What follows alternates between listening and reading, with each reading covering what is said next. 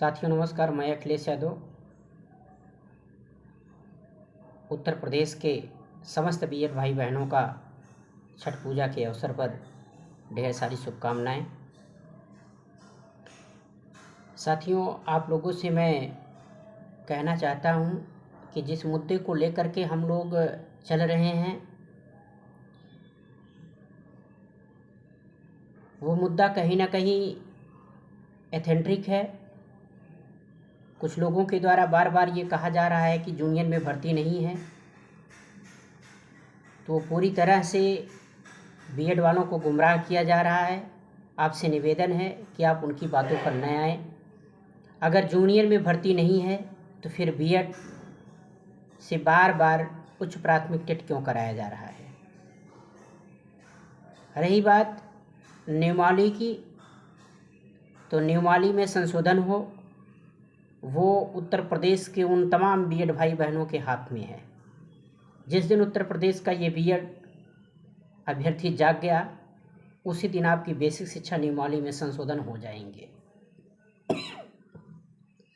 आप लोगों ने देखा कि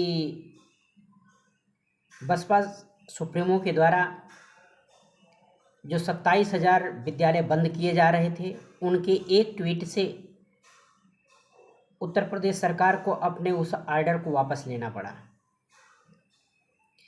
उसी तरह से हम लगे हुए हैं कि जितने भी परिषदीय उच्च प्राथमिक विद्यालय हैं, जो ये आपका 100% प्रमोशन का प्रोसीजर जारी हुआ है, नियमावली में संशोधन किया गया है 20वें अमेंडमेंट के तहत, हम इस पूरे मुद्दे को सदन में उठाने के लिए हम बराबर नेता प्रतिपक्ष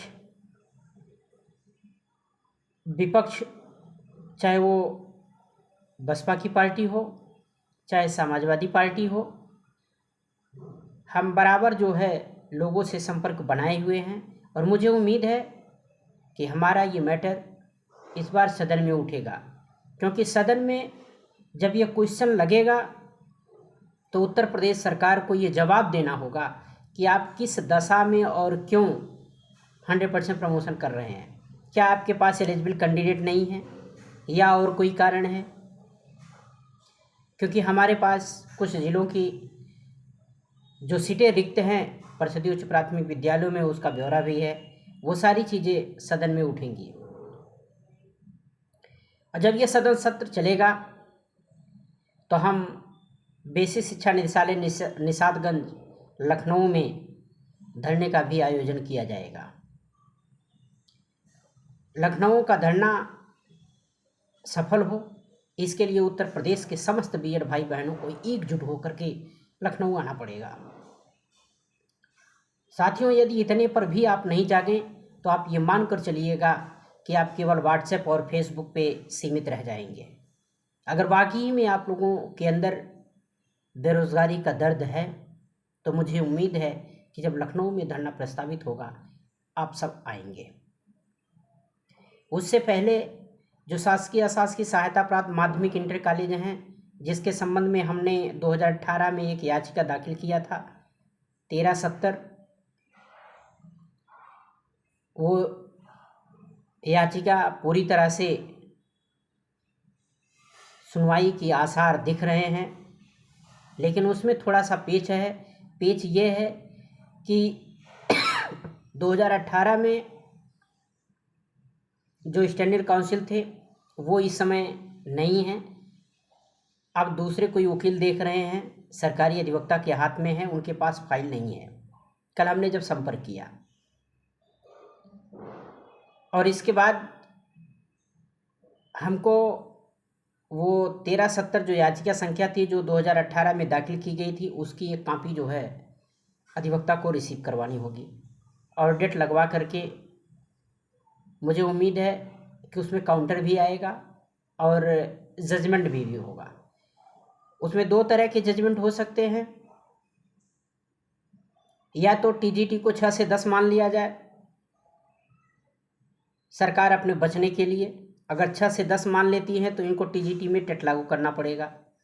अगर टीजीटी को 9 to 10th मान रहे हैं जैसा कि 73-32 के जजमेंट में आदेश है, जो डबल बेंच का आदेश है, चीफ जस्टिस का आदेश है, अगर उस आदेश को ये मान लेते हैं तो जितने अशासकीय शासकीय सहायता प्राप्त माध्यमिक इंटर कॉलेज हैं जहां 6 से 8 की कक्षाएं संचालित हैं, उसमें एक अलग कैडर बना करके एनसीटी के रूल को फॉलो करते हुए 12 नवंबर 2014 की अधिसूचना को 6 से 8 के छात्र छात्राओं के अध्ययन और अध्यापन के लिए इनको अलग वर्ग बनाना पड़ेगा और बड़े पैमाने पर 6 से 8 के लिए नियुक्ति करनी होगी।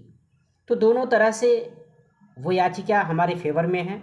जजमेंट जो भी होगा वो हमारे फेवर में ही होगा। इसलिए मैं निवेदन करता हूं साथियों कि अगर मैं आप लोगों के साथ खड़ा हूं, मैं नेतृत्व कर रहा हूं, तो आप ये मान कर चलिए कि आप साथ दीजिए। मैं गारंटी के साथ कह रहा हूं कि जीत हमारी ही होगी, क्योंकि माननीय सर्वोच्च न्यायालय का जजमेंट है। अगर बीएड 1 to 5 से बाहर है तो 6 से 8 के लिए अप्लीकेबल है। तो 6 से 8 की जहाँ जहाँ कक्षाएँ संचालित हैं उसमें इनको नियुक्ति करनी पड़ेगी। साथ ही साथ अगर उत्तर प्रदेश सरकार प्रमोशन जारी करती है तो उसके लिए आप लोग तैयार रहिएगा। मैं 100% गारंटी के साथ कह रहा हूँ कि माननीय हाई कोर्ट से हमें स्टे मिलेगा। इसके लिए उत्तर प्रदेश के समस्त बीएड भाई बहनों को एकजुट होकर के लड़ाई लड़नी पड़ेगी। इन्हीं शब्दों के साथ आप लोगों से मेरी अपील है कि आप सभी भाई बहन सहयोग और सपोर्ट करें। अधिक जानकारी के लिए हमारे इन नंबर पर संपर्क कर सकते हैं, क्योंकि हमारे जो चैनल से जुड़े हुए भाई हैं, जो सब्सक्राइब किए हुए हैं, कुछ लोगों ने कहा आपका नंबर हमें उपलब्ध नहीं हो रहा है, तो मैं नंबर बता दे रहा हूँ 8810 850 129।